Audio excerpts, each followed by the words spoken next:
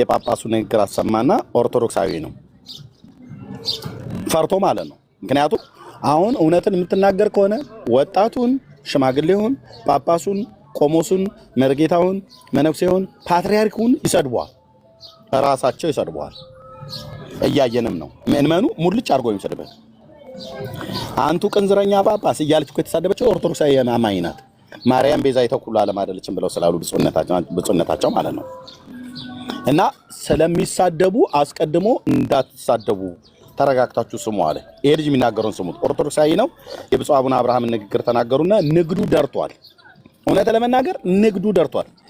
ከኔ የበለጠ እዚህ 3 የቤተክርስቲያኒቱ በደንብ ቤተክርስቲያኒቱን የሚያውቁ አገልጋዮች አሉ። አባናት ያለ ቆሞስ አሉ፣ መርጌታ አሉ።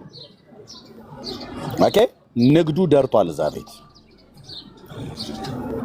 ቀጥሎ ስሙ አሁን ይሄ እዚህ ቆላ ድባ ላይ ሆነውን ብሎ የሚለውን ልጁ የሚናገረውን በመረጃ እና የቅድስት ኪዳነ ምሕረት ምስል በዛፍ ላይ ታየ ተብሎ በቃ ሚዲያው ሁሉ የሚያወራው ስለዚህ ምስል ነው። እና ይህንን ምስል ሁሉም ሰው እውነት ነው ብሎ ከማመኑ የተነሳ በዛሬው ዕለት ከተለያየ አቅጣጫ ስፍራው ጠጠር መጣያ እስኪያጣ ድረስ ሞልቶ ነበር። አሁን ላይ ቤተክርስቲያን ትልቅ የመነገጃ ቦታ ሆናለች ያሉትን ንግግር አሁን ከዚህ ጋር ላገጣጥምላችሁ ነው። ይሄ ተግባር ሆን ተብሎ የተወሰኑ አካላቶች ይሄንን አይነት ነገር ፈጥረው ነው። በነገራችን ላይ ዛፍ እኮ በተፈጥሮ የተለያየ አይነት ቅርጽ ያለው ዛፍ አለ እና ይሄ ዛፍ ምናልባት በቀን ላይ ብታዩት እንደዚህ አይነት ምስል አያሳይም። አሁን ምሽት ላይ የሆነ ሻማ ምናምን በርቶ ስትመለከቱት እንደተባለው የቅድስት ኪዳነ ምሕረትን አይነት ምስል ሊታይበት ይችላል። በቃ የሆነ የሚመስል ነገር ለምሳሌ ጨለማ ቦታ ላይ እኮ የሆነ ሻማ ነገርን ብታበሩ ዛፉ ቅጠሉ ራሱ ግርግዳ ላይ የሆነ አይነት ቅርጽ ሊሰራላችሁ ይችላል።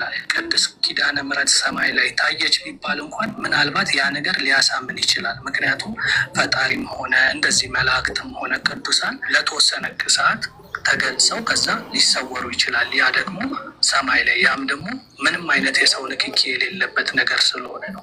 ሰማይ ላይ መስራት አይቻልም፣ ወይም ደግሞ እናንተ በእጃችሁ ልትቀይሩት የምትችሉት ነገር አይፈጠርም። ስለዚህ ሰማይ ላይ ታይታ እንደ ተአምር ቢወራ ያ ሊያስኬድ ይችላል። ነገር ግን ዛፍ ላይ እንዲህ አይነት ተአምር ታየ ብሎ መናገር ማለት ግን ትልቅ የንግድ ሲስተም እንደሆነ ልነግራችሁ ፈልጋለሁ።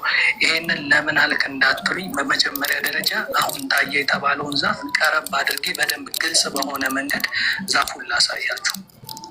ተመልከቱት። ቀረብ አድርጎ ሶሪ ማስታወቂያ ገብቶ ነበር።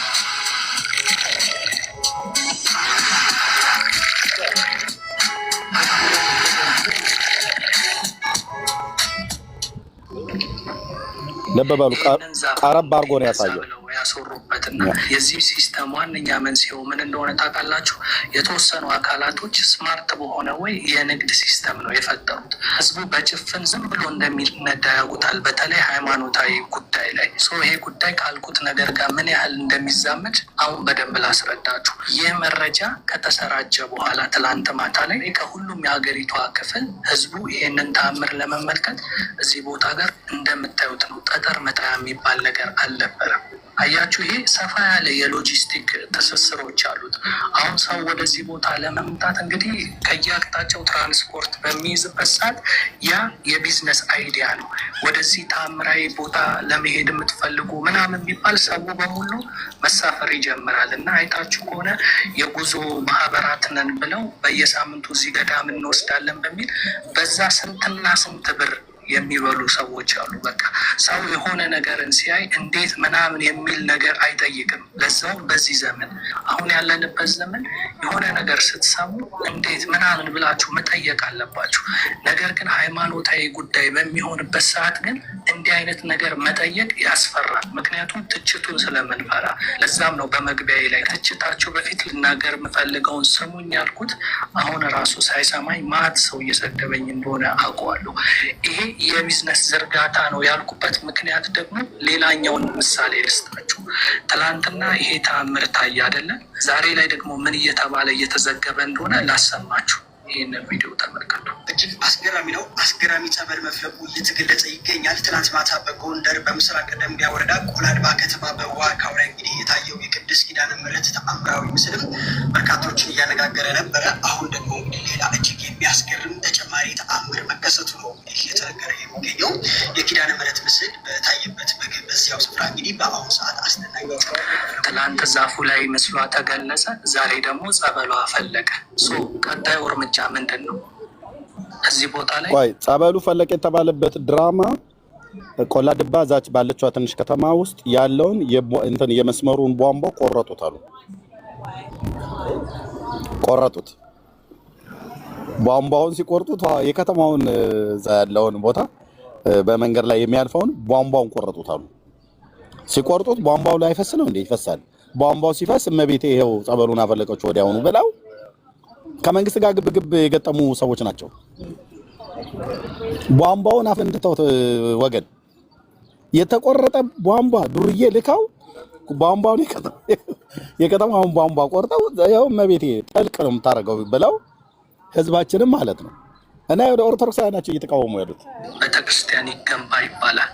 ከዛስ እነዚህ ይሄንን ሀሳብ ያመነጩ አካላቶች ብር አዋጡ ይሉናል ማለት ነው። እነማንን? እያንዳንዳችን ኦርቶዶክሳውያንን። ከዛ ምን አይነት ሼም ያስይዙናል? እንዲህ አይነት ተአምር ለታየበት ቦታ ገንዘብ አለማዋጣት ማለት በሰማይ ያስጠይቃቸዋል ሁሉ ሊሉን ይችላሉ አጠያየቃቸው ላይ። ከዛ ደግሞ እኛ በተፈጥሯችን ፈጣሪን እንፈራ አይደለ?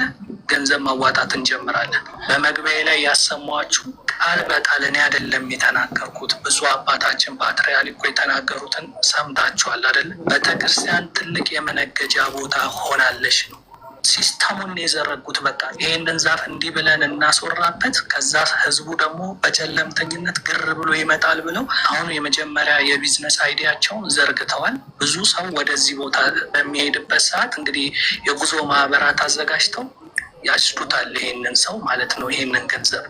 ከዛስ ቤተክርስቲያን ደግሞ ይሰራ ይባልና ደግሞ አዋጡ ይባላል።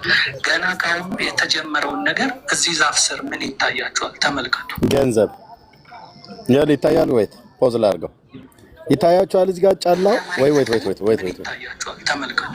ያውጭት ብር የኢትዮጵያ ብር በእውነት ቀሱ ያለበት ጋር ገንዘብ እየተዋጣ ነው። ዛፉ ስር እየተደረገ ያለውን ገንዘብ ኪዳነ ምሕረት ናት የምትወስደው? ይህን ጥያቄ እስኪ በግልጽ መልሱልኝ። ይህን ብር ኪዳነ ምሕረት ናት የምትወስደው?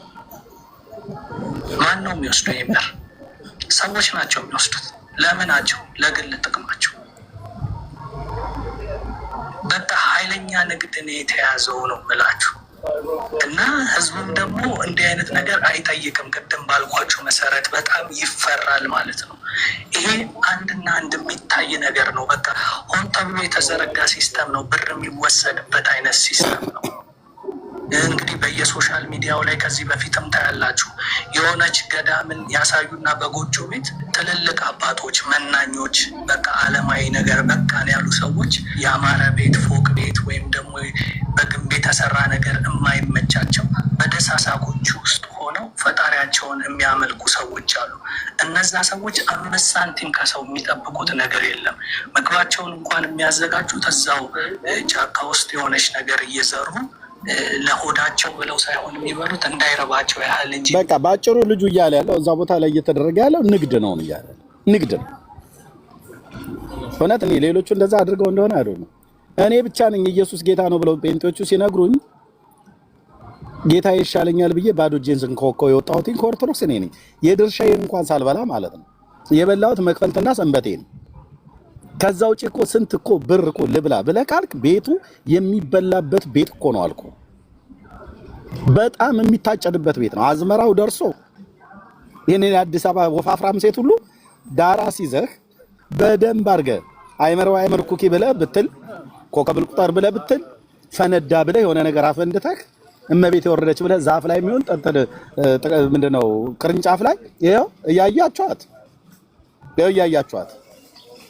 ብለህ ብትል ያምኑሃል።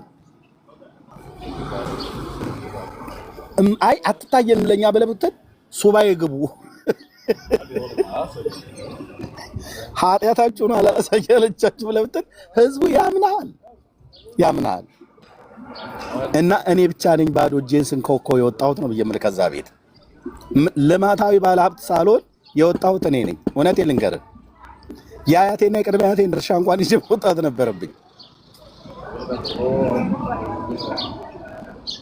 ከበላሁት ዘኬና ሰንበቴ ውጪ ሌላ የማውቀው ነገር የለም። ስቀድስ ከበላሁት ጥርስ ፎራ ውጪ ሌላ ማቀው ነገር የለም። ተረፈ መስዋዕት ማለት እንዲሁ ይኸውልህ በቃ ጌታ ይሻላል ሲሉ እና ሰው ግን እንደዚህ ይኸውልህ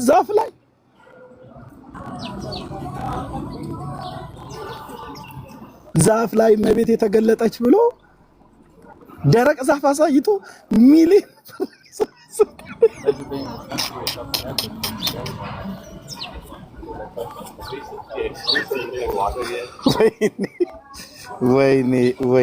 ወይኔ አገሬ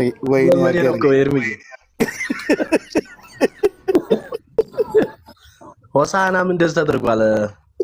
መቼ ነው 2000 አካባቢ ሆሳናም እንደዚሁ ዛፍ ላይ ተገኘ ተብሎ ስዕሏን አየን ብለው ከዚህ ከአዲስ አበባ ከተለያየ ሀገር ተሰብስቦ ሄዶ ምንም እኮ የለም እንድልክ እንደዛው ማለት ነው። ቅርፊቱን ማለት ነው። ሆሳና ሳይሆን እንትን ነው ምንድን ነበር እሱ ወላይታ ውስጥ ይመስለኛል። ባቆመው ወደ ወላይታ ወደ ሆሳና አካባቢ ማን ነበር? ቆይ ስሙን ጥሩልኝ። ማርያም ከሚካኤልና ከገብርኤል ጋር አባናት ያውቃሉ እሱን ቦታ አይ ቲንክ ይመስለኛል። እሱን ሰምቻለሁ። ቦዲቲ አስታውስኩት። ማርያም አዲስ አበባ ደግሞ መስቀል ወረደ ብለው አዲስ አበባ መስቀል ወረደ ተብሏል። አንድ ወቅት ደግሞ እኔ ቆይ ምን ወረደ ብል ነው አሁን ኦርቶዶክሳውያኑ እንዲህ አይነት ነገር ሊያደርጉት?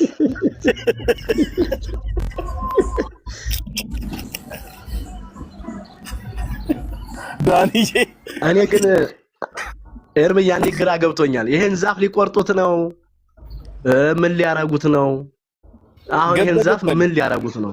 ገበ ከመንግስት ጋር ግብ ላይ ናቸው አሉ። ገና በዚህ ጉዳይ ታንክ ሁሉ ሊተኮስ ይችላል፣ ድሮን ሁሉ ሊጣል ይችላል። አናስቆርጥ። ኮሪደር ምን ልማት ነው እኮ ቦታው የተፈለገ ነው። ለልማት ተፈልጎ ነበር ይባላል። መንገዱ ነው መንገድ ላይ ስለሆነ መንግስት ሊያነሳው ማለት ነው። አሁን በዚህ ዛፍ ጉዳይ ትውልድ ይገዳደላል። ቤተክርስቲያኒቱ ገብታ እኔ አላቅም ብላ ካላለች በስተቀር ማለት ነው።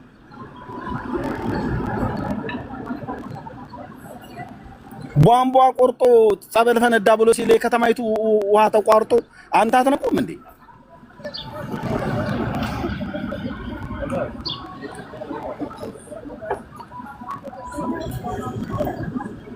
እና ይሄንን እያሉ ነው ወንድምነት።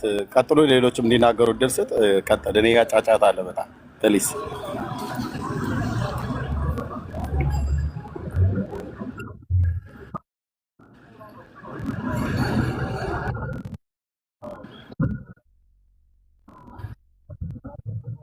ከዚህ ቀጣዩ ምንድነው? አይነ ስውር ነበረችና ጸበሉ ስትጠመቅ ዳነች። የካንሰር በሽታ ነበረባት፣ አሁን ከካንሰር ደግሞ ተፈወሰች። ተፈወስኩ የሚሉ ሴቶች አሁን ተሰልፈው ይመጣሉ ከሰንበት ትምህርት ቤት ስልጠና እኮ በጌታ አየናቸው እኮ ዛሬ እኮ አየናቸው። እየተለቀቀ ነው። አይን በራልህ አይደል? ሁለቱም አይን ነው አይደል እየተባለ እኮ ዛሬ እኮ አየን እኮ ብዙ ቪዲዮ። በደንብ የተለመደ ድራማ ነው። የተለመደ ደላሎች እኮ አሉ። አርሴማን የፈጠሯት ደላሎች እኮ እስከ አሁን ድረስ ሆቴል እኮ ሰርተዋል ሁለቱም። መርጌታ ኧረ የሆነ ነገር እናድርግኛም እዚህ ህዝቡ ሐሰተኛ ሆቴል ሰርተዋል። ዝም ብለን በቃ ታወት ከሰማይ ወረደ። ቆሞስ አንድ ሶስት ታቦት አላቸው እና እነሱን ዝም ብለን ከሰማይ ወረዱ እንበል። ዝም ብለን እንዴ እኛ እዚህ ኢየሱስ ጌታ ነው እያልን አይን መሸፈን ነው እኮ። ኧረ አይኔን ጎዳኝ፣ አይኔን እንትን አለኝ፣ አቃጠለኝ ምናምን ካልክ ሁሉም እኔም ይላል። በ84 ዓመተ ምህረት አማ ኢየሱስ ጎንደር ሲያስተምር የዛን ጊዜ ጦርነት የተከፈተ ጊዜ ምን ተባለ? በቴሌቪዥን በኢትዮጵያ ቴሌቪዥን ነው እኮ በኢትዮጵያ ቴሌቪዥን አረገ እያሉ ነው። ከዛ አንዲት ሙሃይ ምን አሉ? ያቺ ባንዲራቸውን እንደያዘች እዋቸው ይኸው ሄዱ ሲሉ ህዝቡ ሁሉ እንደዚህ ወደ ላይ ያያል። ከዛ እኔም አየኋቸው ይላል። አረጉ ተብሎ ዜና ተነገረና መስከረም 2 ላይ አዲስ አበባ አምሃ ኢየሱስ በቁጥጥር ስር ዋለ ተብሎ ዜና ተሰራ። ወደ ላይ አረጉ ተባለው። እና ይሄ ቧንቧ መስመርም የተለመደ ነው። ይኸው እዚህ ብስራተ ገብርኤል ታውቁታላችሁ? አቦ እናውቀዋለን በደምብ መርጌታ። ታዲያ እኛ ወደ ታች አካባቢ የሐሰተኛ ነቢያትና የሐሰተኛ ባህታዊ ዘጋቢ የሆነን እንቀር የሆነ ነገር ማድረግ አለብን እኛ። በጣም ምን እናድርግ እናንተ? አሁን እኮ ከልካይ መንፈስ እኮ ተሰጠን እንዳንዋሽ እንኳን ሆዴ ባሰው ካለ ከኔ ጋር ይተባበረኝ እንዴ። ይሄን ዝም ብዬ ቆሜ የማይበት ምክንያት የኢትዮጵያ ሕዝብ እንደዚህ የደረቀ ዛፍ አሳይተው እመቤቴ ብሎ ሚሊዮን ብር የሚጥል ከሆነ አትጠራጠረኝ፣ አገሬ እገባለሁ እንዴ። ጓንዴና ምንሽር እንኳን ባላነሳ በቃ ይኸው ወረደ ሚካኤል ብዬ በቃ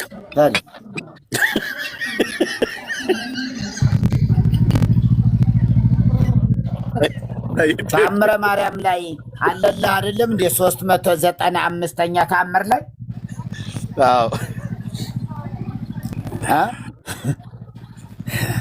395ኛው ተአምር ላይ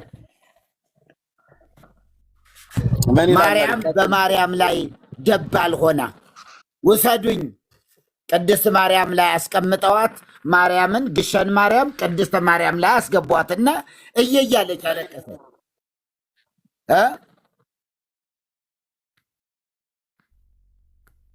ድምፅ ሰማሁ ልበል።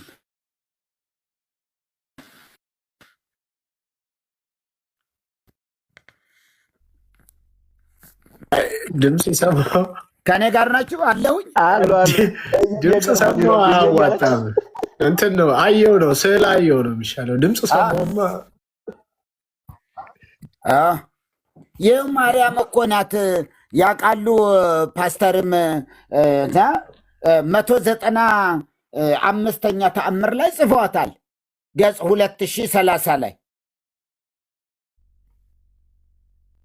አያችሁ ምን ይላል? ልመና ክብሯ ለዘለዓለም በእውነት ይደርባቸውና ይላል ኤርምዬ። ይደርብን አለው እኔ ይደርብን እንዳልል እንዲያው እንትን በሉልኝ። ይደርባቸውና አምላክን የወለደ በድንጋሌ ነፍስ የጸናች ክብርት እመቤታችን ያደረገችው ተአምር ይህ ነው። የኢትዮጵያ መንበረ ፓትርያርክ በምትሆን ቅድስተ ቅዱሳን ማርያም ቤተ ክርስቲያን እመቤታችን ታላቅ ተአምር እንዳደረገች ተነገረ። በዚያ ወራት የደብረ ከርቤ ግሸን ማርያም ታቦት ከሌቦች እጅ በተአምራት ከተገኘች በኋላ የኢትዮጵያ መንበረ ፓትርያርክ በቅድስተ ቅዱሳን ማርያም ቤተ ክርስቲያን ከታቦተ ማርያም ጋር በደባልነት ለ7 ወር ያህል ተቀምጣ ነበር። ማን? ማርያም ከማርያም ጋር፣ ታቦተ ማርያም ከታቦተ ማርያም ጋር በደባልነት ተቀምጣ ነበር። ለስንት? ለ7 ወር ያህል።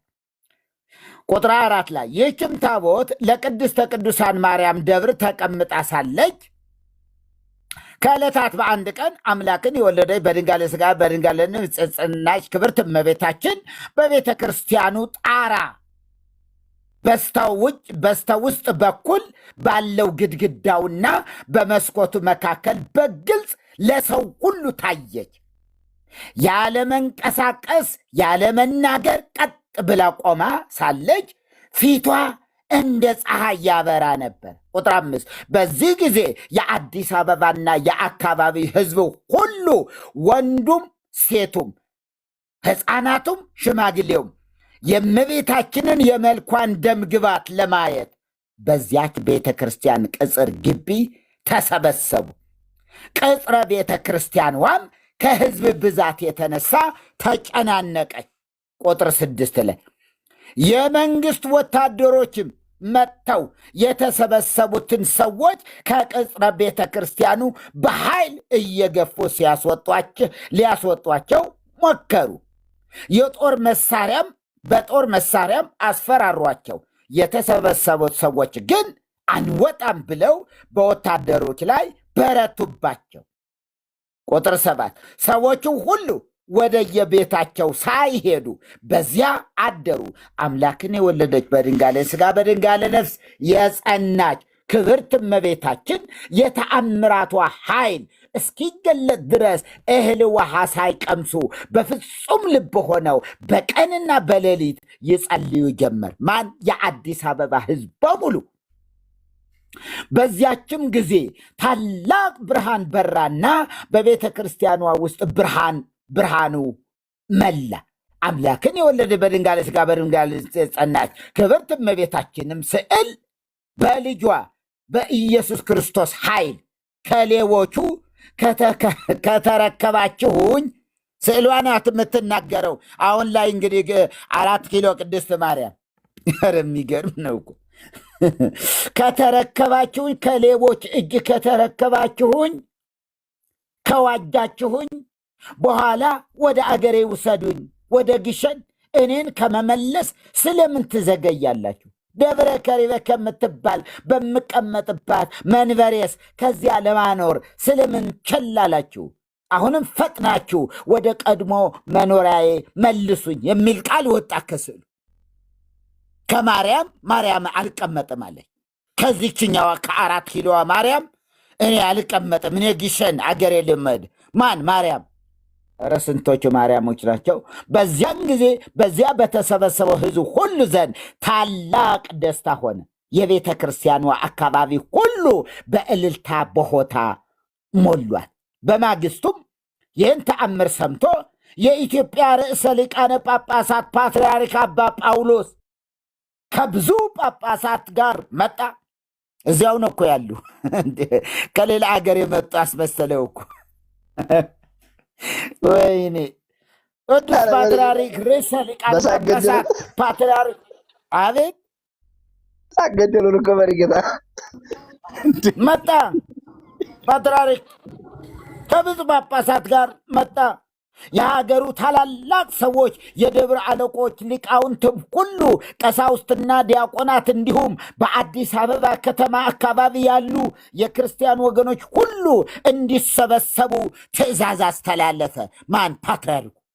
የሚገርም ነው። ዛሬ እዚህ 4 ኪሎ እኛ ባለንበት እኛ ሳንሰማ ድፍን የአዲስ አበባ ሕዝብ ተሰብስቦ ኤርሚ ሳይሰማ ያው ቀዳሽ ነበር የዛን ጊዜ። ኧረ የሚገርም ነው እና ትእዛዝ አስተላለፈ ፓትርያርኩ አባ ጳውሎስም በአዲስ አበባ ከተማ ለሚገኙ አብያተ ክርስቲያናት ትእዛዝ ባስተላለፈ ጊዜ የአገሩ ታላላቅ ሰዎችና ክርስቲያንም ሕዝብ ሁሉ ተሰበሰቡ።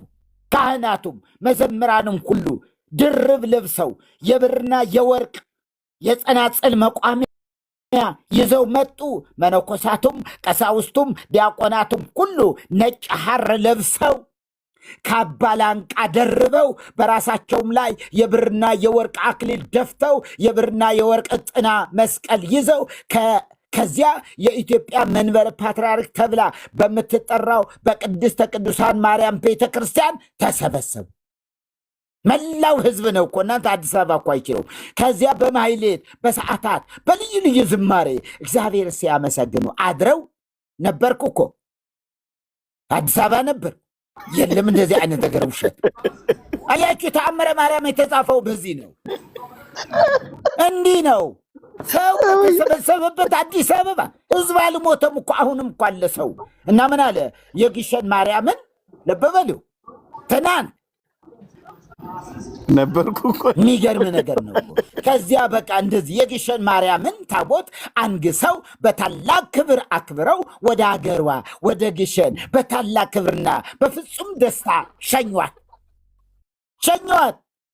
ከዚያም በኋላ የኢትዮጵያ ርዕሰ ሊቃነ ጳጳሳት ወፓትርያርክ አባ ጳውሎስ ከሌሎቹ ሊቃነ ጳጳሳትና ኤጲስቆጶሳት እንዲሁም የአገሩ ታላላቅ ሰዎችና ብዙ የሆነ የአዲስ አበባ ከተማ ሕዝብ ታቦቷን አጅበው ከታቦቷ ጋር አብረው ወደ ግሸን ሄዱ።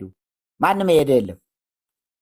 ከዚያም የግሸን ማርያም ሊቃውንትና የአገሩም ታላላቅ ሰዎችና ሕዝብ ሁሉ በታላቅ ክብርና ደስታ ተቀበሏትና ታቦቷን ወደ ጥንት ቦታዋ በክብር አስገቧት። በዚያም ዕለት በመላ ኢትዮጵያ አውራጃዎች ሁሉ ታላቅ ደስታ ሆነ። እንዲሁ አባ ሰምተው ነበረ። እዛ ዝቋላ ሆነ ታላቅ ደስታ በየአውራጃው ተደረገ። ተደረገ በመላ ኢትዮጵያ አውራጃ። እዚህ እንጨት ተገኘ ተብሎ ተደረገ ደስታ። መርጌታ ታቦት ማናውቅስ ተፈሲ ማናውቅስ ተፈሲ ማናውቀው ታቦት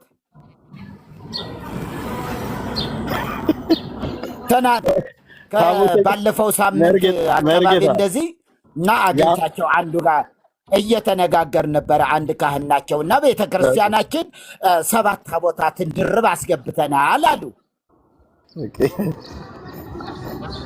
አቤት አይ አተራረክህ መጽሐፉ ታምረ ማርያም ላይ ተጻፈው ልክ ክብረ ነገሥት ላይ ታቦተ ጽዮን መጣ ተብሎ በተባለ አቤት ኤርምዬ አይሰማህም?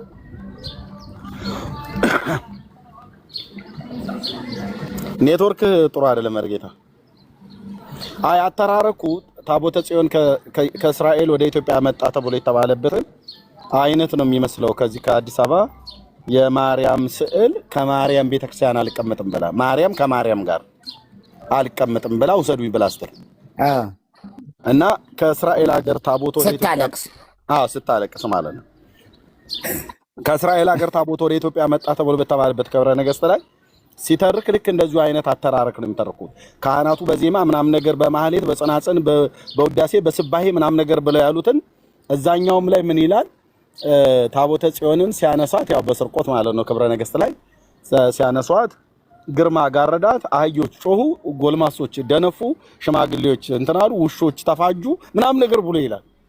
እና በቃ የእመቤታችን ከምድሪቱ ላይ ስትነሳ ሰለሞን ልቦናው ተበጸበጸ ምን ሆኖብኝ ይሆን ብሎ ሲል እና ነገር ሁሉ ግራ ገብቶት ምናምን ነገር ብሎ ነው።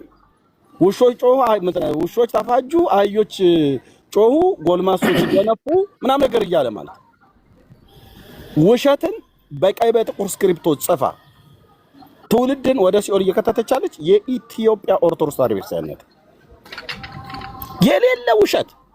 አክሱም አሁን ቅድም መርጌታ ያለው አሁን ወደ ግሼን የተመለሰችው ከአዲስ አበባ ከ4 ኪሎ ወደ ግሼን የሄደችው የአክሱም ላይ ማርያም በስደት መጣች ተብሎ የተባለው እዚሁ ታምረ ማርያም ላይ ውጭ ስላለው ነው። መጽሐፍ ዛሬ መግለጥ አልችልም። በዛው ክፍል ላይ ያነበብኩትኝ አክሱም ላይ ማርያም ሄዳ አክሱም ጽዮን በመጣይ ሰዓት ላይ ከታቦተ ጽዮን ጋር እንደተነጋገረች አንብበዋል አይደል መርጌታ? እሱን ክፍል አዎ እና ሰገደችላት እኮ ራሷ ታቦተ ጽዮን የተባለችው ታቦቷ ማርያም ለአማናዊቷ ሰገደችላት፣ ደግሞ አነጋገረቻት። ንግግሩንም ሰምተዋል አይደል? አንብበዋል እዛ ላይ። አዎ እውነት ነው። እኛ እኮ ወይ ሌላ አገር ኖሮ ሌላ አገር ላይ ብንሄድና ባንሰማ ጥሩ ነበር። እንዲህ አይነት ውሸት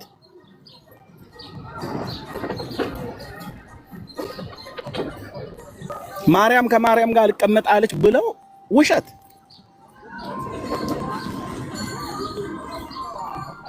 እኔ አንተ ህዝብ እስከ መቼ ድረስ ነው የሚነገድብህ? ግን በሃይማኖት አትምጡብኝ እያልክ ማንም ሲቀልድብህ ማለት ነው። ማንም ቆም ብላችሁ መርምሩ፣ ቆም ብላችሁ እዩ፣ ቆም ብላችሁ አስተውሉ።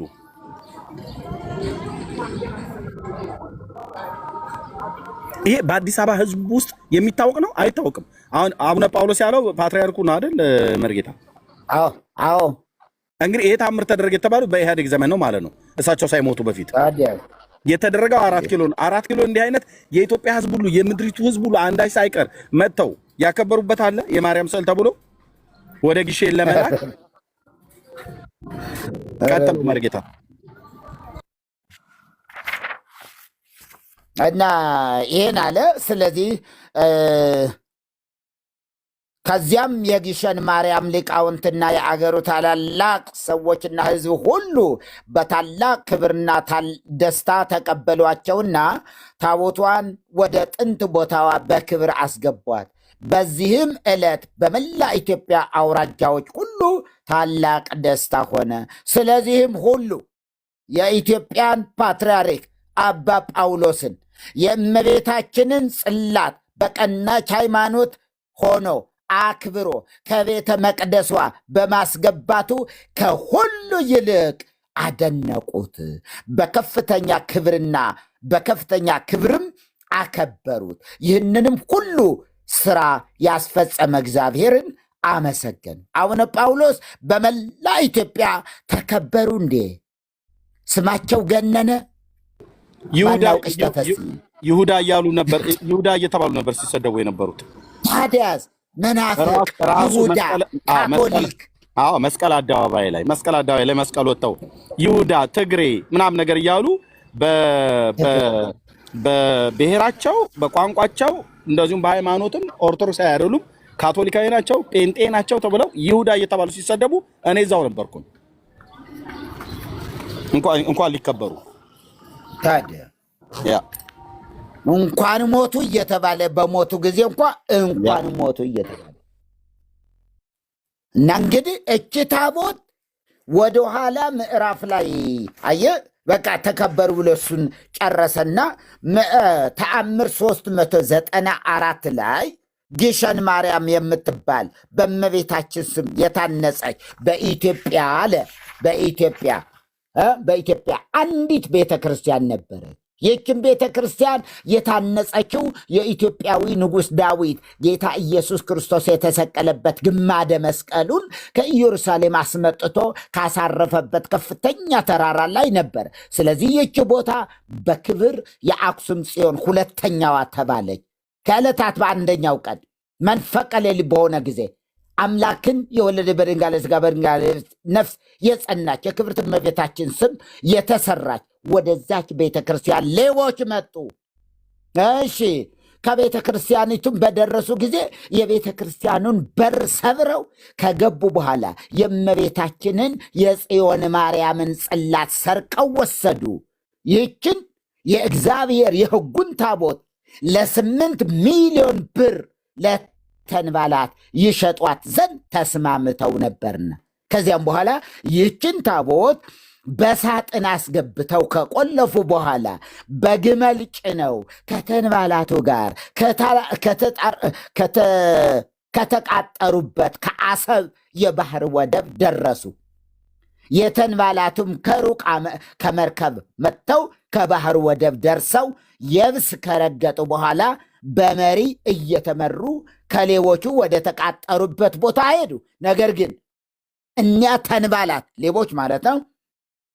ተንባላት ጸላቱን በተሸከሙ ጊዜ በእነዚያ ሌቦች ትከሻ ብርሃኑ ሲንቦገቦግ በሩቅ አይተው ይህ በሰዎች ትከሻ ላይ ሲበራ የምናየው ምንድን ነው? እሱ ዓይንን ያንጸባርቃልና እያሉ ጮኹ። ሌቦች ተሸክመውት ሌላ በሩቅ ሆነው ማየት አቃታቸው፣ ማየት ተሳናቸው።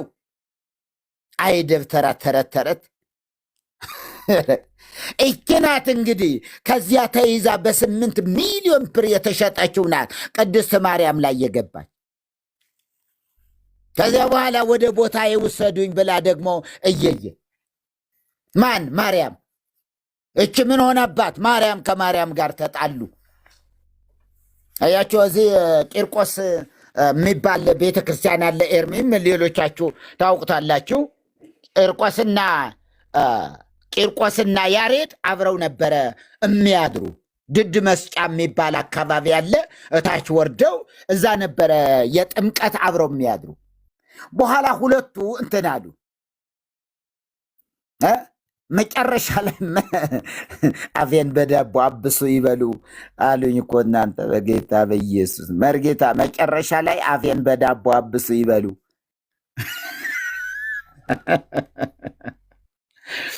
ወይ ጉድ! እና ከዚያ ሁለቱ ቀሳውስት እንትን አሉ። አንድ ዓመት ገቢ በሙሉ ለቂርቆስ ይሆናል፣ ቀጣዩ ዓመት ደግሞ ለያሬድ ነው የሚሆነው። ከዛ ምን ተባባሉ? ለምን ለየብቻችን አናድርገው? ያሬድም ለብቻው ይሁን፣ ቂርቆስም ለብቻ ይሁን። ከዛ ምን ሆነ? ተጋጩ። ያሬድ ምን አለ? እኔ ከሕፃን ጋር አብሬ አላድርም አለ በራእይ። ኧረ የሚገርም! ኧረ ተው ተባለ። እኔ አልፈልግም መርጌታ፣ በቃ ቤቱን ልዘጋው ነው።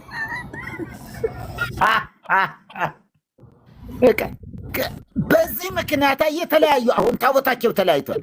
በእኛ ጊዜ አሁን በቅርቡ ነው እኮ ሽማግሌ ከህፃን ጋር አሁን ታዲያ ምን ተለያይተው ያደርጋል? ነው። አቤት እኔ ከህፃን ጋር አልፈልግም አለ። እዚህ 3 ዓመት ህፃን ቂርቆስ የ3 ዓመት ህፃን አይደል? አላደገ አክስት አጎቶቹ ለይቶ የማያውቅ ከወላጆቹ በቀር እንኳን የኢትዮጵያን ህዝብ እንኳን የኢትዮጵያን ህዝብ ሊያውቅ ቤተሰቡን ለይቶ ያላወቀ ህፃን የሚቀልድበት ህዝብ። ይሄ አይገርምም እንዴ? ንግሩ ስለተክሙ ለቂርቆስ እግዚእክሙ እየተባለ ጸሎታችሁና ጸሎታችሁን ለጌታችሁ ለቂርቆስ ንገሩት። ምን ጌታ ሆነ? ገና የ3 ዓመት ህፃን አባባ እማማ ማለት ሳይማር ገና ሳያውቅ እንኳን የኢትዮጵያ ህዝብ እዚያው አንጌቤን የሚባል አገር ጎረቤቱንም አያውቅም። እንኳን እናንተን ሊያውቅ ጎረቤቱን አያውቅም። የት ሀገር ነህ ቢሉት እኔ ምን አውቃለሁ ነው የሚላቸው። ምንስ ይባላል እንዴ? ይጠየቃል እንዴ? የ3 ዓመት ህፃን አሁን አገሩ የት ነው ቢባል ኢትዮጵያ ሲባል ሰምቶ አያውቅም። እንኳን የኢትዮጵያ ህዝብ ቃሉንም አያውቅም። እናንተ የ3 ዓመት ህፃን እኮ እየገዛን ነው። መሪጌታ አቤት አቡነ መራ ምንድን ነው ያሉት? ትልቅ ሰው ጥራ ያሉት። ታዲያስ ስለ ህፃኑ ቂርቆስ አላቸው ለማኙ የሚለምነው ሰው ስለ ህፃኑ ከመኪና ወርደው ልክ ሲገቡ እሳቸው ነበረ በየወሩ የሚያስተምሩ። በየ15 ቀኑ እሳቸው ናቸው የሚሰብኩና መጥተው ከመኪና ወረዱና ሲሄዱ እዛ ስለ ህፃኑ ቂርቆስ አላቸው። እዚያ መቋሚያቸውን ሄደዛ ትልቅ ሰው ጥራ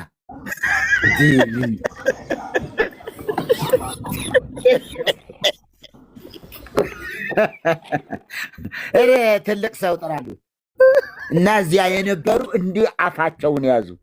ምን ይበሉ? አቡነ መራ ናቸዋ። ምን ይበሉ? ኧረ ጉድ ነው። ኧረ በእውነት ኧረ ተዋርደናል። እግዚኦ!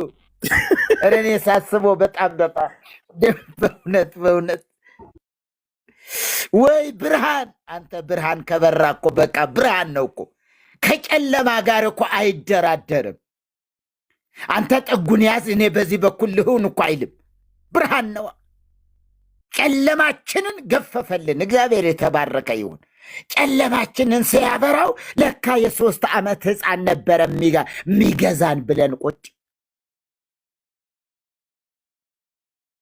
እናያችሁ። እንደዚህ ነው በቃ። ይኸው ቂርቆስ እናንተና ተጠጣሉ ተብሎ ምንስ ድሮስ የህፃን ነገር አለ። የእንትና የያሬድ የቅኔ መምህር ምን ድሮስ የህፃን ነገር ይህ አሁን የሚተርኩት ነው እኮ ካህናቱ እዛ የሚተርቡበት ነው እኮ። ማይሌት እኮ የስድብ የምናምን ቤት ነው እኮ። ተባረኩልኝ። እግዚአብሔር ይባርካችሁ። ኤርምዬም እንዲያርፍ እናድርግ። ወንድማችንን በጣም የምናከብረው ወንድማችን እግዚአብሔር ይመስገን። እኔ የተናገረ እውነቱ ገና ብዙ ነው የምጠብቀው። በጣም ትልቅ ሚዲያ እየጠበቅኩ ነው ኤርምዬ፣ ትልቅ ሚዲያ። ወንድም ፋሬስም እየነገርኳቸው ነበረ። በቃ ተናገረ እውነቱ የመጨረሻ በቃ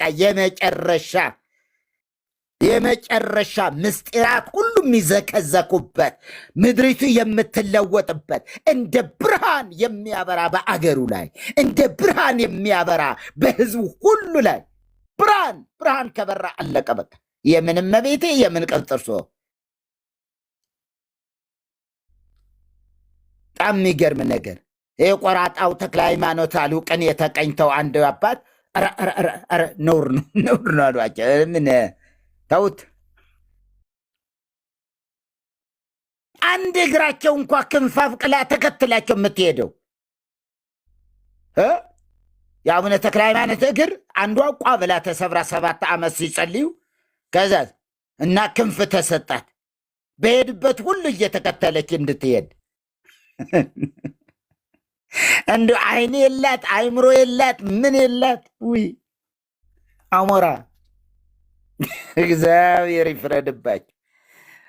በሉሽ ማይክ ያዙ በቃ እግዚአብሔር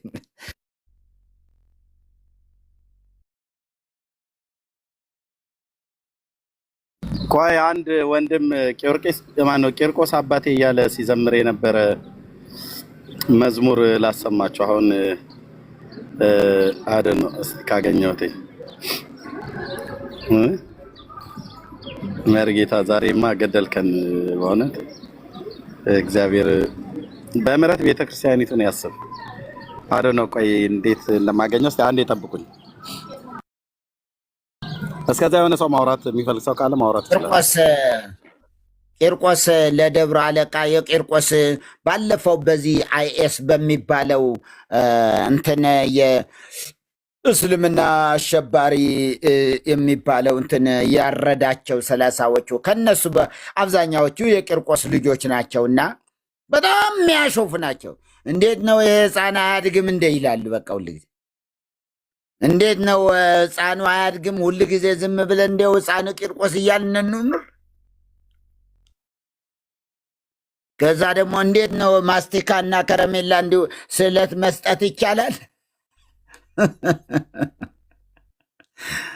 ማስቲካና ከረሜላ ኧረ የሚገርም ነው። እሺ ቆመስ ማይክ ፍሪ ወግዬ ኧረ ድምፅሽን አሰምን እስኪ ኤርሚ እስኪመጣ ድረስ ቆሞ ሲቀጥሉ ይሄን ጉድን እና ታሪክ እየሰማሁ ሳቅ እየሞትኩ ነው። ህዝቤ እውቀት ከማጣቱ የተነሳ ጠፍቷል ይላል እና እነዚህን ነገሮች ሁሉ የሚያጠልበትን የእግዚአብሔርን ቃል በእውነት የሚያነሳበት ዘመን ይሁን። የኦርቶዶክስ አማኞች ለምን በብርሃን ብርሃንን እናያለን ነው የሚለው እና ይሄን ሁሉ ጉድ እንግዲህ ከጽሁፎቻቸው ከስዕሎቻቸው እንግዲህ አስተሳሰባቸው ሁሉ ከመጽሐፍ ቅዱስ ጋር ህብረት ስለሌለ አብዛኛው ማለት ነው፣ ሁሉም ባይሆን ምን እንደሚያደርጉ አያውቁም ማለት እኮ ነው። እና በጣም መሪጌታ እኔ በሳቅ የሞትኩ ነው። በአንድ በኩልም ግን ይሄ ህዝብ ያሳዝነኛል። ይሄ ህዝብ ያሳዝናል በእውነት አንዱን መዳኛ አንዱን መድኃኒት አጥቶ እንደዚህ መንገላታት እንደዚህ መጫወቻ መሆን በጣም አሳዛኝ ነው። ኤርሚዬ ተመልሷል መሰለኝ። ሰላም ሁኑ። ቪዲዮን አጣሁትኝ እንዳልክ ቂርቆስ አባቴ እያለ ሲዘምርበት የነበረውን ቪዲዮ ያለው ሰው አለ እንዳልክ ያኔ በኦርቶዶክስ በነበረበት ሰዓት ላይ አስቀምጨው ነበር። አይዶን የሱ ልጅ ቪዲዮ ለምን እንደሚጠፋብኝ አይዶን ነው።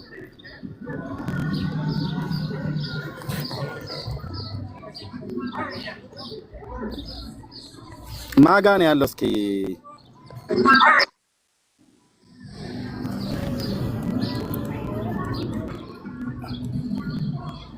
ከማን ቤት ላይ ያለ ምናልባት የምታውቁት እንዳልክዬ ነው የሚዘምር የነበረውና አይ ቲንክ ዳውንሎድ ያደረኩት መስሎኝ ነበር።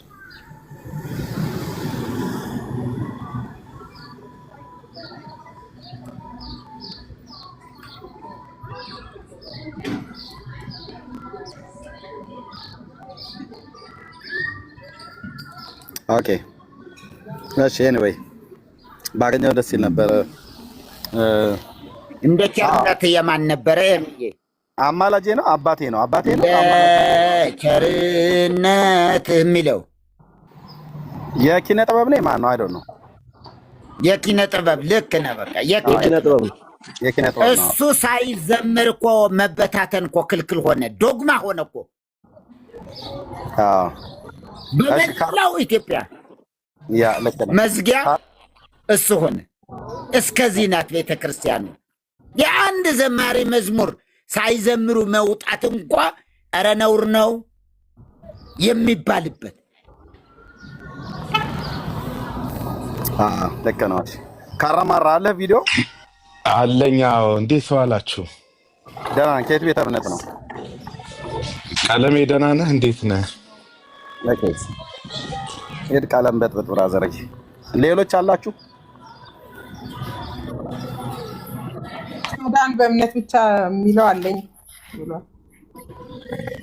ኦኬ እሺ። እና ወንድማችን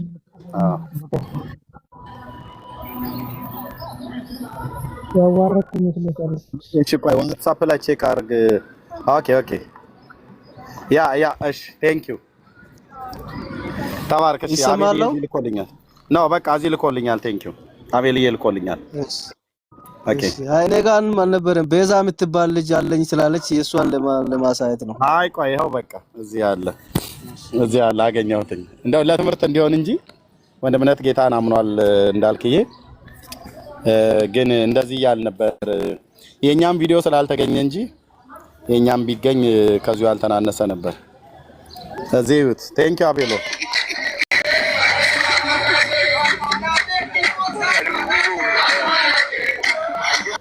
እንዳልክ ነው ይሄ እዩት።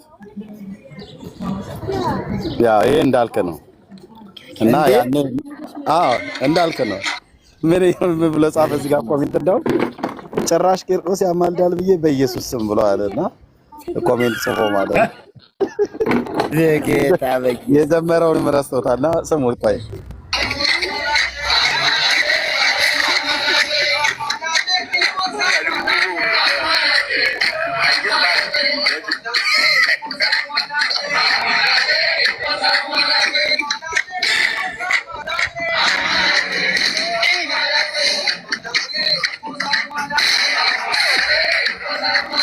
በቃ ጥቅስ የለም። ይሄ ነበር ታሪካችን። አማላጅ ቂርቆስ አማላጅ ቂርቆስ አማላጅ በቃ እነዚህ እየተቀባበልን ማለት ነው። እስኪ መረጃ አምጣ ከመጽሐፍ ቅዱስ ላይ ብለህ ብትል አሁን ያኔ እንዳልክ በቴስታ ሁሉ ይችላል።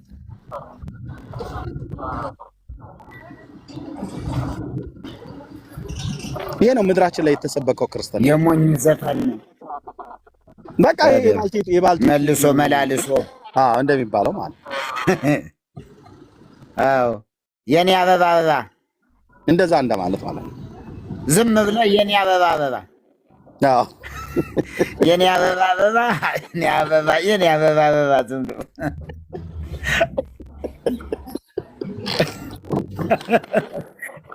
የኔ አበባ አበባ የኔ አበባ አበባ መልሶ መላልሶ ዘፈን ጌታ ኢየሱስ ከዚህ ላይ ያወጣል። ወገኖቼ የበራልን የእግዚአብሔር ቃል እውነት ነፃ እንዳይማጣልን እንነግራችሁና በምን ያህል እስራት ሃይማኖት ቤት አስሮ እንደያዘን በምን ያህል ትውልድ እየተቀለደበት እውነተኛውን አዳኝ እውነተኛውን ጌታ ሰው ሳያውቀው በሕይወቱ ክርስትና በሚባል ሃይማኖት ስም በሚጠራ ውስጥ ሆኖ የዘላለም ሕይወት እንዳለው ሳያውቅ ስንት ሰው ወደ መቃብር ወረደ? ስንት ሰው ሞተ? የስንት ሰው ፍጻሜ ተበላሸ? ይህንን የምናሳያችሁ እኛም ከዚህ አንዱ ነበርን።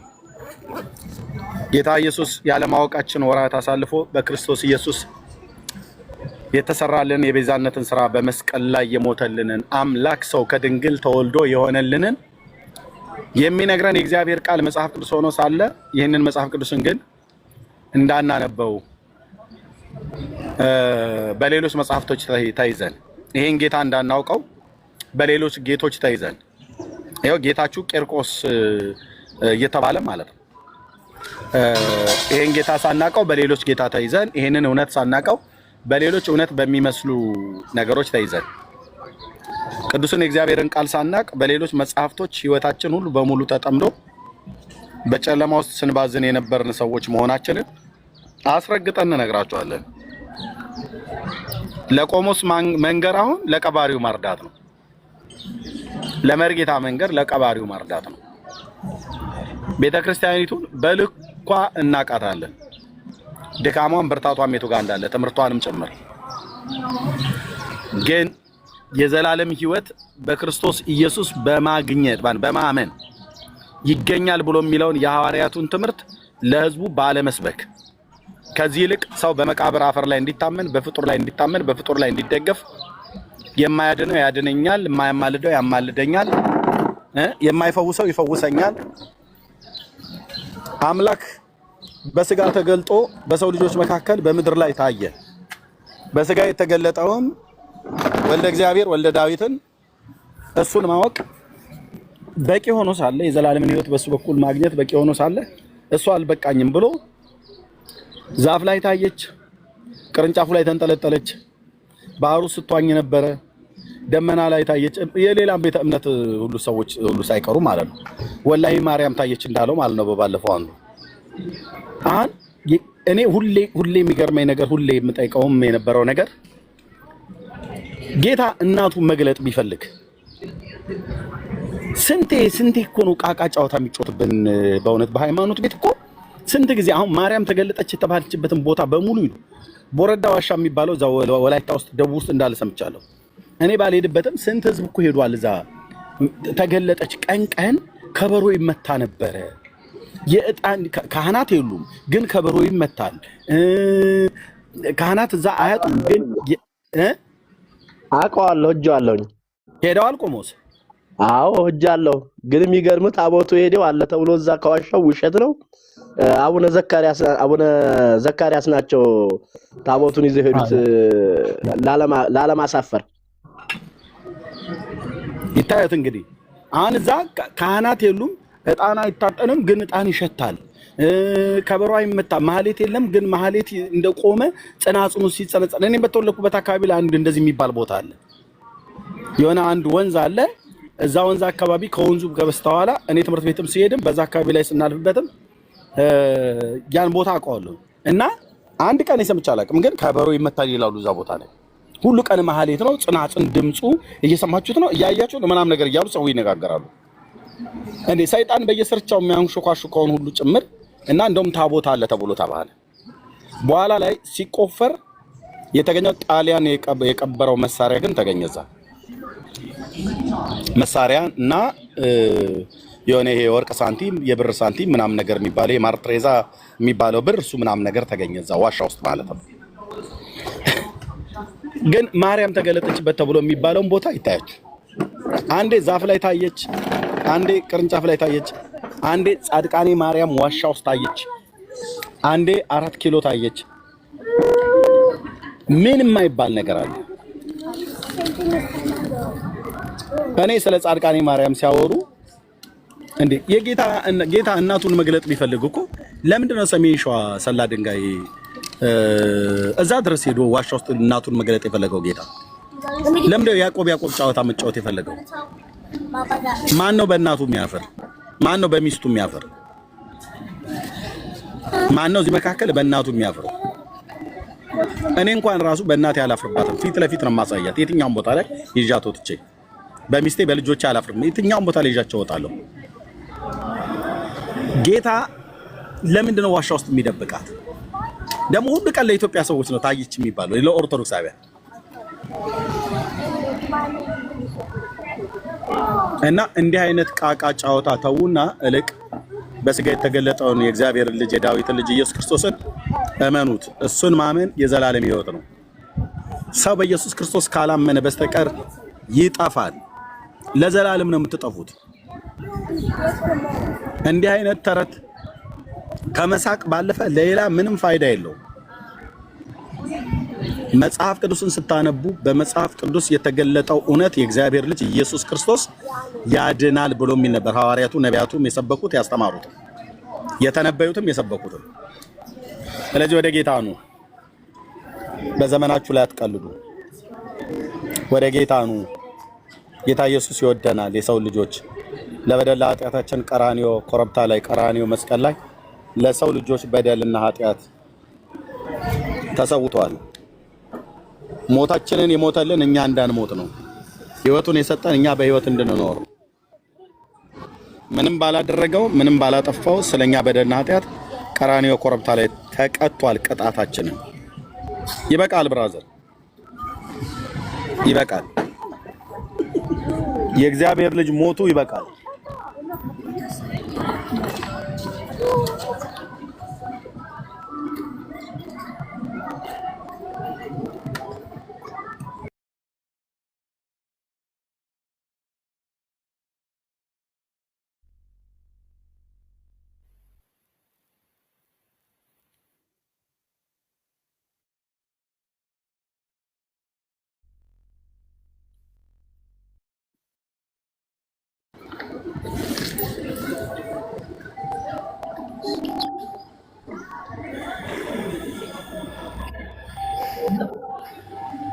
ኦኬ ሶሪ ወገኖች፣ በጌታ በኢየሱስ ክርስቶስ እመኑ፣ ከዘላለም ፍርድ ዳኑ። ጌታ ይወዳችኋል እያልን ነው የምንነግራችሁ። ሕይወትና አለመጥፋትን እግዚአብሔር በልጁ በክርስቶስ ኢየሱስ በኩል ወደ ብርሃን ገልጦታል።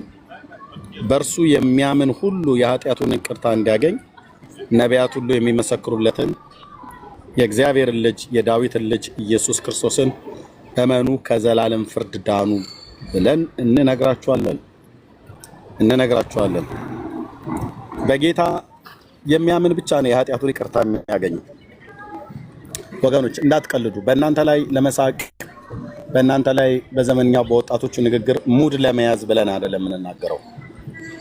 በቃ መጽሐፍ ቅዱስን ስታነቡ ቅድም መርጌታ እንዳለ ማለት ነው ሰው የእግዚአብሔርን ቃል መጽሐፍ ቅዱስን ሲያነብ በዚህ በተገለጠው አይናችን የተገለጠውን ቅዱስን የእግዚአብሔርን ቃል ስናነብ ሌላ የሚከፈት መንፈሳዊ አይን አለ። የልቦናችሁ አይኖች ሲበሩ ተብሎ እንደተጻፈ ማለት ነው። በኤፌሶን መልእክት መጽሐፍ ምዕራፍ 1 ቁጥር 15 ጀምሮ ታገኙታላችሁ። የልባችሁ አይኖች ሲበሩ ይላል። አይን እዚህ ጋር ብቻ አይደለም የተከፈተው። ይሄኛው የተከፈተውን እኔ አሁን ካፌ ላይ ነኝ ያለሁት። በተከፈተው በዚህ በአጠገቤ የሚሄደውን በአቅራቢያ ያለውን በርቀትም አይኔ ሊያይ የሚችለውን ያህል ድረስ አሻግሬ አያለሁ። በዚህ የተገለጠውን የእግዚአብሔርን ቃል መጽሐፍ ቅዱስን አነባለሁ። ሌሎችንም ነገሮች አነባለሁ። ሌሎችንም ነገሮች አያለሁኝ። ሰው ከግንባሩ በታች ሁለት አይን እግዚአብሔር እንደዚህ ፈጥሮልን ሳለ በዚህ አይኖቹ በጣም ብዙ ነገር ትውልድ እያየ የሚጠቅመውንም የማይጠቅመውንም ለስጋውም ለነፍሱም ድነት የሚሰጠውንም የማይሰጠውንም ለቤተሰቡ የሚረባውንም የማይረባውንም ስንት ቆሻሻ ስንት ነውር የሆነ ነገር በጣም ብዙ ጊዜ ስናይ እንኖራለን። ማየቱ ባልከፋ ችግር የለውም። ግን በዚህ በተገለጠው አይናችሁ የተገለጠውን የእግዚአብሔርን ልጅ ኢየሱስ ክርስቶስን የሰበኩ ነቢያትና ቅዱሳት ሐዋርያት የሰበኩትን ስብከት የተነበዩትን ትንቢት በቅዱሳት መጻሕፍት እንደተጻፈ በብሉይ ኪዳን ቅዱሳን ነቢያት በአዲስ ኪዳን ቅዱሳት ሐዋርያት የተሰበከውን የእግዚአብሔር ቃል ብሉይና አዲስ ኪዳን ላይ የተጻፈውን ኢየሱስን ለማወቅ ከፈለጋችሁ ወደ መጽሐፍ ቅዱስ እጃችሁን ዘርጉ። ከዛስ መጽሐፉን አንሳው። ከዛስ ለማንበብ ጊዜ ስጥ። ስታነቡ መጽሐፍ ቅዱስን ስታነቡ ይሄ በዚህ በተገለጠው አይነ መጽሐፍ ቅዱስን ስታነብ በውስጥ ሰውነት ላይ ያለው የልብ አይኖች መብራት ይጀምራሉ ማለት የክርስቶስን ዕውቀት ማግኘት ትችላለህ ማለት ነው። እናስ ጨለማው ያለው በልባችን ላይ ስላለ ያኔ ብርሃን መብራት ይጀምራል። ኦኬ። የማያምኑትን ሐሳብ ሰይጣን ሲያሳውር የት ነው ያሳወረው? ዕውቀት አልባ አድርጎ በእውርነት ነው የመጣው። ብዙ ሰው ሃይማኖት ውስጥ አለ፣ የሃይማኖት ተቋም ውስጥ አለ። ሃይማኖት ምናምን ነገር ብሎ ይላል። ግን መጽሐፍ ቅዱስን ሳያነብ ነው ሰው ሃይማኖቴ ብሎ የሚል። አንድ ቀን መጽሐፍ ቅዱስን አንስተው የማያውቁ ሰዎች ናቸው ስራቸው እስኪገታተር ድረስ ለሃይማኖት የሚጮሁት የሚጨቃጨቁት። ፕሊስ አይጠቅማችሁም። ጌታ ኢየሱስ ክርስቶስን ለማወቅ ከፈለጋችሁ የእሱን አምላክነት የእሱን ፍጹም ሰውነት ከቅድስት ድንግል ማርያም ሰው ሆኖ የተወለደበትን ለእኛ በደልና ኃጢአት የሞተበትን መከራውን፣ የፍቅሩን ብዛት፣ የቸርነቱን ብዛት፣ የምህረቱን ብዛት ማለት ነው። የጸጋውን ባለጠግነት፣ የምህረቱን ባለጠግነት፣ የፍቅሩን ባለጠግነት ማወቅ የምትፈልጉ ከሆነ መጽሐፍ ቅዱስን ለማንበብ ወስኑ። እሱን ካላወቅ ሰይጣን በእውርነት መጥቶህ ይሄኛው አይንህ ያገኘውን ቆሻሻ ነገር ያያል፣ ያነባል። እንትላለ በቃ እኔ ያያለው እኮ አሁን አይነ ዕውር ነው ብዬ ብልህ እንዴት ነው ዕውር የምትለው አንተ? እኔ ሁለት አይን እያለኝ መነጽር እያደረኩበት እየሄድኩኝ እንዴት ነው ብለህ የምትለው? እኔ ዕውር ብዬ ብልህ አልልህም እንጂ ዕውር ብዬ ብልህ መንፈሳዊ ዕውርነት የተመታችሁትን ነው። መጽሐፍ ቅዱስን ያላነበበ በጣም ብዙ ዕውር ሰው ነው ያለው ማለት ነው። ይሄኛው አይንማ መንፈሳዊውን ዓለም በዚህኛው አይን አታየው፣ በዚህኛው አይን እንጂ። እዚህ ያለው የልባችሁ አይኖች ሲበሩ ይላል። እሱ እንዲበራልህ ከፈለክ መጽሐፍ ቅዱስን አንብብ። በቅንነት ወደ እግዚአብሔር እየቀረብክ መሆኑን ታውቀዋለህ። ቀረቡ ያበራላችሁማል ብሎ የሚለው ለዚህ ነው። ወደ እግዚአብሔር ቀረቡ ያበራላችሁማል። አንደኛ ቃሉን በማንበብ ሁለተኛ በመጸለይ ነው። መጀመሪያ ቅዱስ ቃሉን ስታነብ በቃ በቃ አይኖች ይከፈታሉ። ለዚህ ነው አየህ አሁን ቅድም ባወራኑ ተረት ላይ የምንስቀው እኛ በዚህ ተረት እኮ ትናንትና አብረን የተጠመድን ሰዎች ነበር። መርጌታ ዛሬ በሚቀልድበት ተረት ላይ እሱ እኮ ሌሊት እጁና እግሩ እስኪንቀጠቀጥ ድረስ ጽናጽን እየወረወረ ያዜምበት የነበረው አባ ፋሪስም ማለት ነው። ሌሎችም በሙሉ እግራችን እስኪንቀጠቀጥ ድረስ ማህሌት የቆምንበትን ተረት መሆኑን ያወቅነው ሕያው የሆነው ለዘላለም የሚኖረውን የአምላክ የእግዚአብሔርን ቃል ስናነብ ሰው ከእንቅልፍ እንደሚነቃ ነቃን ማለት ነው።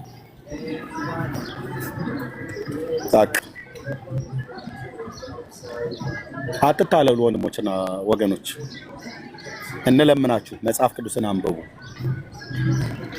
መጽሐፍ ቅዱስን አንብቡ። መጽሐፍ ቅዱስን ስታነብ ኢየሱስ ምን አይነት ባህሪ እንዳለው፣ ምን ያህል ትሁት እንደሆነ፣ ምን ያህል ሰውን ወዳጅ እንደሆነ የብሉይ ኪዳን ቅዱሳን ነቢያት፣ የአዲስ ኪዳን ቅዱሳት ሐዋርያት እየተቀባበሉ በእግዚአብሔር መንፈስ ሆነ የተናገሩትን ትንቢት የሰበኩትን ስብከት እዛ ውስጥ ታገኘዋለህ ማለት ነው።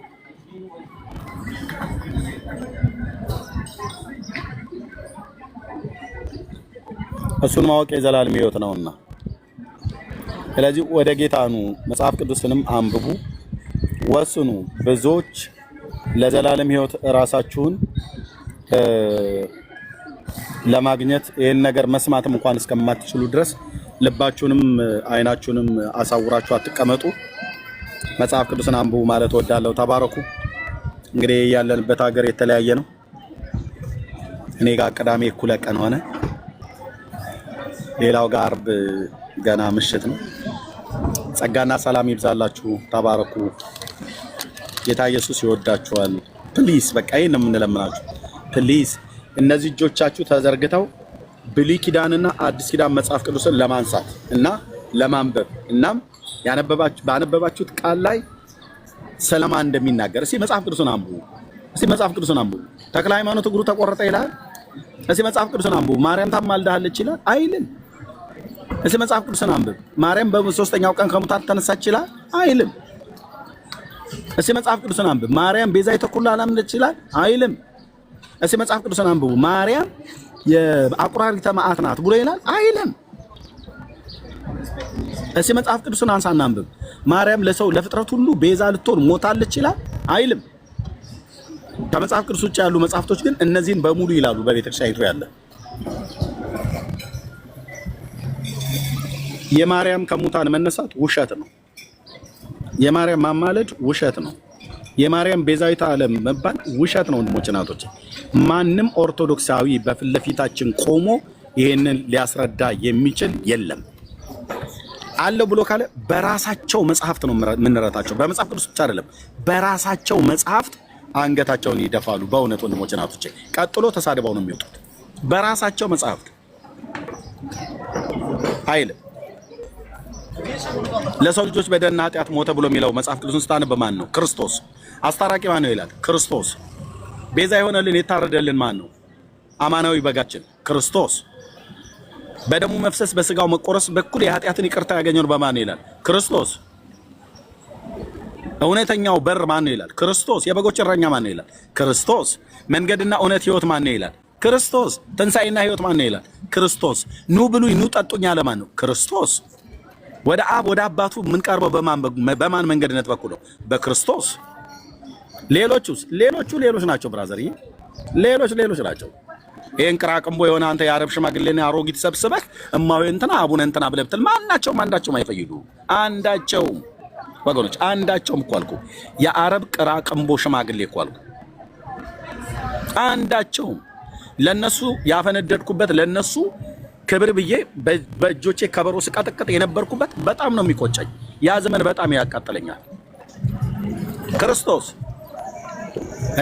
መራራውን ጽዋ ስለኛ የጠጣ ማን ነው? ክርስቶስ። ማን ነበር በመስቀል ላይ የተሰቀለ? ክርስቶስ ብቻ ነው። እሱ በተሰቀለበት መስቀል ላይ ማርያም በጎኑ ተሰቅላለች እንዴ? በፍጹም። ዮሐንስ በጎኑ ተሰቅሏል? በፍጹም። ለምን አይሆንማ? ለምን? እግዚአብሔር የሁላችንን በደል በእርሱና በእርሷ በእነሱ ላይ አኖረ አይልም፣ በእርሱ ላይ አኖረ ነው ያለው። እግዚአብሔር አብ የሁላችንን በደል በልጁ ላይ ያኖረው። በቃ ልጁ ነው ቅጣታችንን የተቀጣው። አየህ፣ ማርያም አታድንህም ብዬ ስልህ ኢየሱስ በተሰቀለበት መስቀል ላይ እሷም ለበደልና ለኃጢአታችን ቤዛ ሆና አልተሰቀለችም። ማን ነበር ታዲያ የተሰቀለው? ኢየሱስ ብቻ። ለዚህ ነው ኢየሱስ ብቻ ብለን የምንለው። መስቀሉ ላይ ከሱ እኩል አብሮ የተሰቀለ ሌላ የሚያድን ደሙን ያፈሰሰ ስጋውን የቆረሰ ነፍሱን የሰጠ ሌላ ዳኝ ከጠራልኝ ያኔ አይ ክርስቶስ ብቻ ብሎ የሚለው አይሰራም ብዬ እላለሁ። አንድ ግን አታሳየኝም። በእግዚአብሔር ዓለም መጽሐፍት ውስጥ ፈልጉ፣ ብሉይ ኪዳን አዲስ ኪዳን መርምሩ። በመላእክት የተሰበከ በነቢያት የተተነበየለት በአዲስ ኪዳን ሐዋርያት የተሰበከለት ማ ብቻ ነው? ክርስቶስ ብቻ፣ የእግዚአብሔር ልጅ ብቻ። በቃ ይሄንን በመስበክ እንደ ክፉ አድራጊ እስክትታሰር ድረስ መከራን ተቀበል ብሎ ጳውሎስ ለመንፈሳዊ ልጁ ለጢሞቴዎስ መከረው። ዛሬ ይህንን እውነት መናገር የሚያሸማቅቅ ሆኖ እንደ አታፍሩም እንዴ ይላሉ። ምን አፍራለሁ? እንኳን ልብስ ለብሼ እኮ አይደለም እኮ አልኩ። እኔ ሁሌን የምናገረው ይሄ ለምናገረው እውነት አይደለም፣ እንደዚህ ከላይ አይደለም፣ እርቃኔን እኮ አልኩ። ፓንቴን ሁሉ ጭምር አውልቄ አደባባይ ላይ ሰው ነውሬን እያየ ወይ ደግሞ የማፍርባቸው ሀፍረተ ስጋዬን እያየ እንኳን በሰብክለት አላፍርም። ግን በሕግ ስለምጠይቅ ብቻ ነው ይህንን ማላረገው። እዚህ ትውልድ ፊት ስለ ኢየሱስ ተው እባክህ። እሱ ቀራንዮ ኮረብታ ላይ እኮ ጨርቅ አገልድመውለት አይደለም እኮ የሰቀሉት። እነሆ ንጉሳቸው ብሎ እኮ ሲያንጠለጠለው እንጨት ላይ ለሀገር መሳቂያና መሳለቂያ እኮ ሁሉ እኮ ነው ለማድረግ እንትን ያለው እሱ። ጌታዬ እንደዛ ከሆነልኝ እኔ በዚህ ትውልድ ፊት በእውነት እኮ ነው ብዬ የምልህ አላፍርበትም።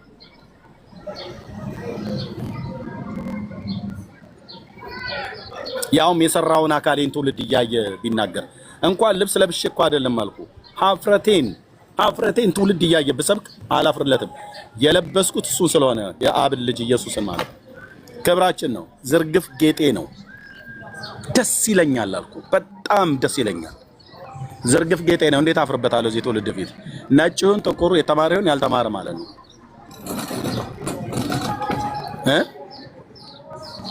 ኢየሱስ ያድናል። ኢየሱስ ጌታ ነው። ይሄ እኮ የጴንጤ መፈክር እንዳይመስላችሁ፣ የሐዋርያቱ ስብከት ነው፣ የመጽሐፍ ቅዱስ እውነት ነው። ያድናል።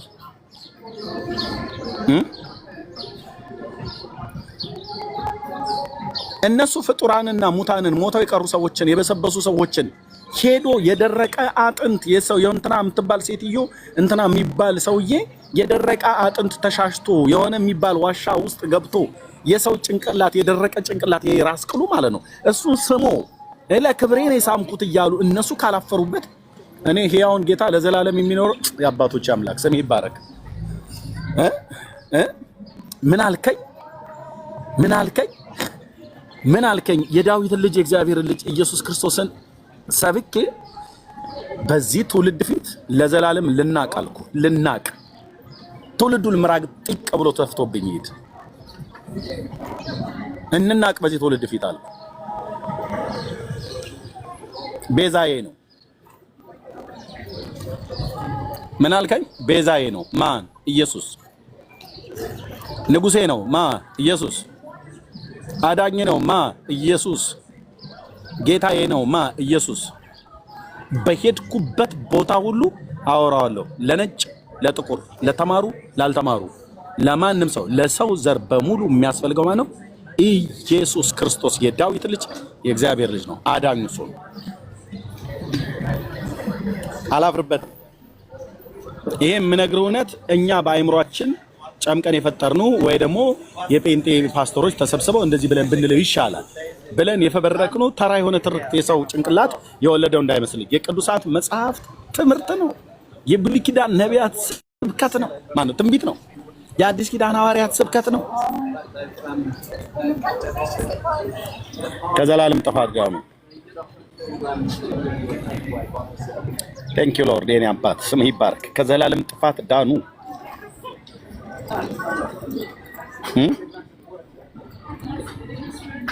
ስድብ የሚያስቆመን መስሎ ከሆነ ተው ብራዘር። የገባን እውነት አይደለም ስድብ።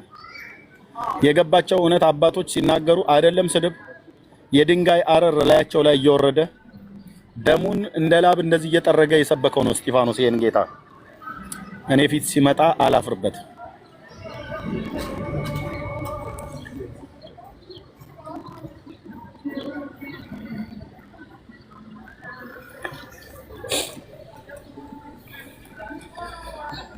ደሙን ላብ የመጥራግ ያህል እንደዚህ እየጠረገ ነው።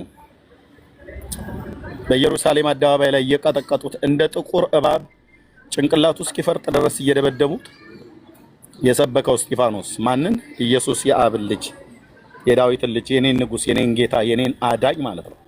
የኛን ንጉስ የኛን አዳኝ የኛን ጌታ እነሱ እንደዛ ብለው ነው የሰበኩት። ለዘላለም ቅዱስ ስሙ ይባረክ።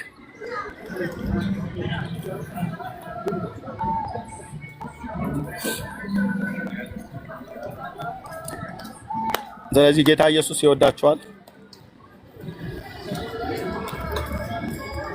ታማሃል አሉኝ በጣም ብዙ ሰዎች በውስጥ በውጪ መርጌታንም እንደዚሁ ሌሎችንም ልክ እንደዚሁ እንደሚሉ አስባለሁ። ወንጌል የሚያምኑ ወንድሞች እናቶች፣ አዎ ታማሚዎች ነን። በምን መሰላችሁ የታመም ነው? በጌታ በኢየሱስ ክርስቶስ ፍቅር ማለት ነው። አንዴ አይግባህ፣ ከገባህ ታየዋለህ።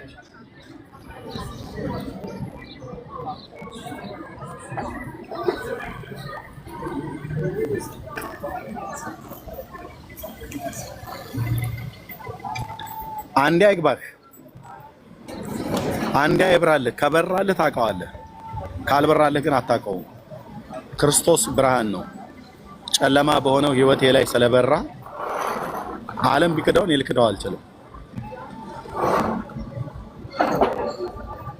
በስሜት የሚወራ ነገር አይደለም። በስሜት ቢሆን 10 ሰዓት በስሜት ማውራት አትችልም። 10 ደቂቃ ምናልባት ብታወራ ነው። 10 ሰዓት ልታወራ አትችልም። 10 ወር ልታወራ አትችልም። 10 ቀን ልታወራ አትችልም። 10 ሳምንታት ልታወራ አትችልም። 2 ወር ከ2 ሳምንት ማለት ነው። 10 ወር ልታወራ አትችልም። 10 ዓመት ሰው ስሜት ያወራል። ስሜት ነው ብላችሁ ካላችሁ ያውም የሶሻል ሚዲያውን ብቻ ማለት ነው። ወንድሞቼ እናቶቼ እዚህ አሉ። ስንት ዓመት ስለ ጌታ ስለ ኢየሱስ ክርስቶስ ተናገሩ። ኢየሱስ ክርስቶስ ከአብ ዘንድ የተሰጠን የዘላለም ስጦታ ለየትኛውም ሰው እወቁልን ብለን የምንናገረው የምናሳየው የኛ ቤት ውድ ነው። የኔ ቤት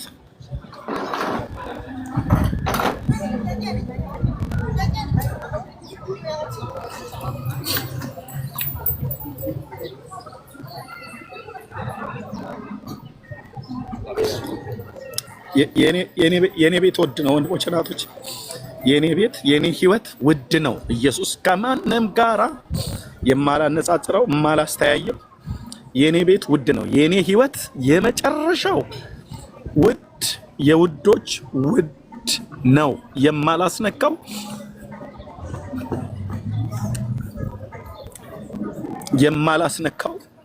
የማልቀልድበት፣ ሰዎች ሲቀልዱበት ያመኛል። በጣም ነው የሚያመኝ። እኔም ብቻ አይደለም ወንድሞቼ እናቶቼን ሁሉ ጭምር። የኔ ቤት ውድ ነው። የኔ ህይወት ውድ ነው። ሌላ የለም። ከማንም ጋር አላነጻጽረውም። ከማንም ጋር አላስተያየውም። የኔ ቤት ውድ ነው። የህይወት ዘመኔ ሁሉ ውድ ነው። የህይወት ዘመኔ ሁሉ ስጦታ ነው።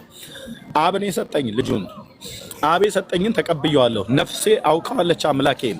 አብ የሰጠኝን ስጦታ እሱን አቃልዬ ወይ እሱ በሰጠኝ ስጦታ ላይ ሌላ ነገር ስጦታ የሚደርቡ እውነቴን ብዬ የምልህ ጮጮ አለኝ። አንተ ሌላ ነገር የምደርብበት የምለጥፍበት እላው ላይ ቡትቶና ድሪቶ የምሰፋበት አንዳች ምክንያት የለም። አብ የሰጠኝ ስጦታ የሁል ጊዜ ድምቀቴ ነው። የሁል ጊዜ ብርሃኔ ነው።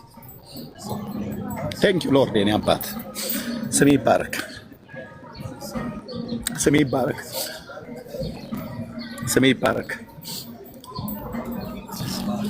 ስሜ ይባረክ። ቴንክ ዩ የኔ ጌታ፣ ቴንክ ዩ መንፈስ ቅዱስ፣ ለዘላለም ስሜ ይባረክ። ወንድሞቼ እናቶቼ የለም። ስለዚህ ኢየሱስ እኔ ቤት ውድ ነው ብዬ የምልህ ኢየሱስ በእኛ ቤት ውድ ነው።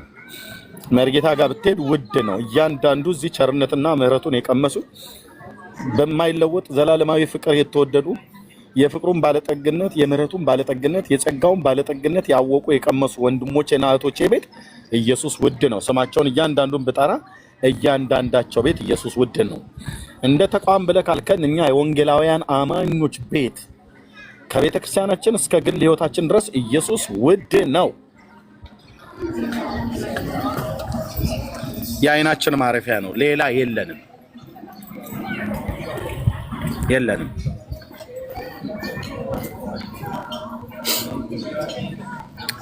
ጌታዬ ስምህ ይባረክ። ጌታዬ ስምህ ይባረክ።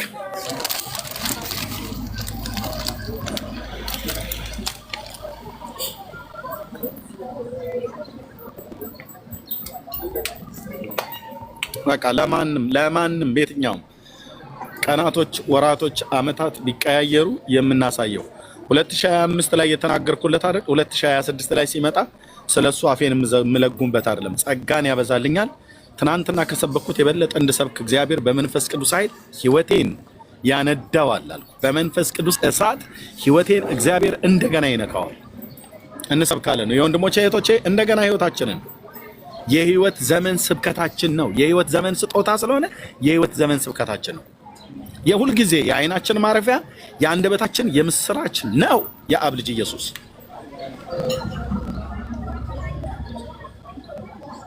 የአንደበቴ የምስራች የዓይኔ ማረፊያ ነው ኢየሱስ። ምንድነው ያልከው ኤርሚያስ? ይሄው ነው ይሄው ነው።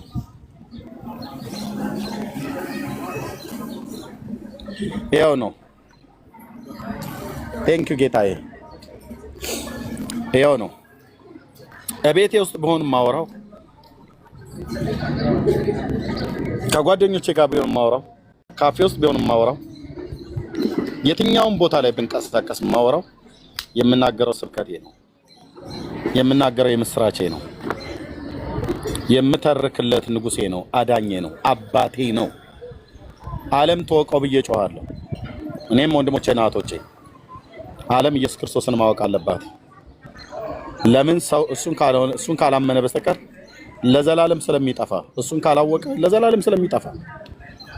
ኢየሱስ ክርስቶስ በእርሱ የተደረገልንን ነገር ሰው ገና አልተረዳም፣ በሃይማኖት ቤት ውስጥ ስላለ።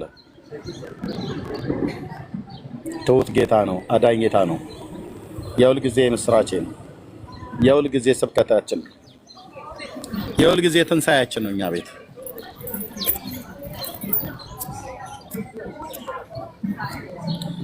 ሰው ሁሉ ማንም ቢያውቅ ትወዳለህ ኤርሚያስ ብለህ ብትለኝ እኔን ብያለልህም፣ ሚስቴን ብያለልህም፣ ከሚስቴን የምወደዋለህ የለም፣ ልጆቼን ብያለልህም። ማንም ቢወድ ታውቃለህ ብለህ ብትለኝ፣ ማን ቢያውቅ ትወዳለህ ብለህ ብትለኝ፣ ቁጥር አንድም መጨረሻም መጀመሪያም የምነግርህ ኢየሱስን ነው። እሱን ማወቅ ማለት የዘላለም ሕይወት ስለሆነ ማለት ነው። እኔን ብታውቀኝ ምን እጠቅምሃለሁ? ምን እፈይድልሃለሁ? የኔን ሚስት ብታውቃት ምን ይጠቅምሃል? የኔን ልጆች ብታውቃቸው ምን ይጠቅመዋል? ማርያምን ብታውቃት ምን ትጠቅምሃለች? ማርያም የጌታችን እናት ነው ያልኩህ፣ ምን ትጠቅምሃለች? ጊዮርጊስ እንትና ማን ነው ባለፈረሱ ባለጭራው ባለከዘራው ብለህ ብትል ምን ይጠቅመዋል? ምን ይጠቅመዋል? በስማቸው የኃጢአትን ይቅርታ አታገኝ፣ የዘላለም ሕይወትን አታገኝ፣ የዘላለምን ድህነትን አታገኝ። እሱን ማወቅ ግን የዘላለም ሕይወት ነው።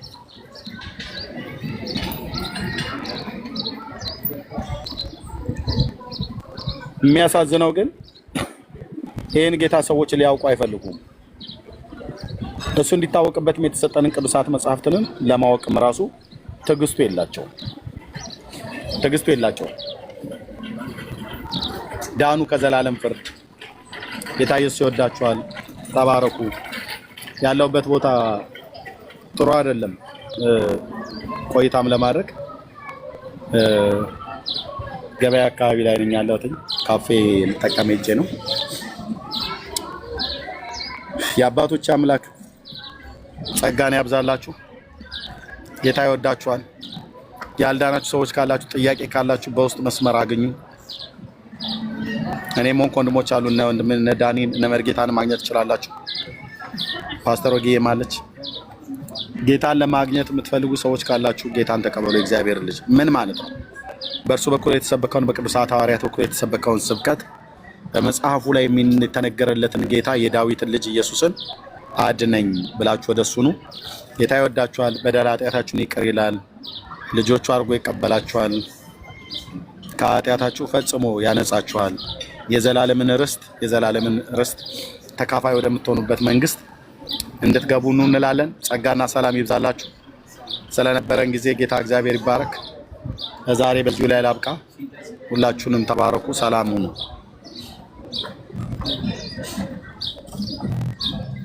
አሜን አሜን አሜን። ተባረክ እርምዬ ጸጋ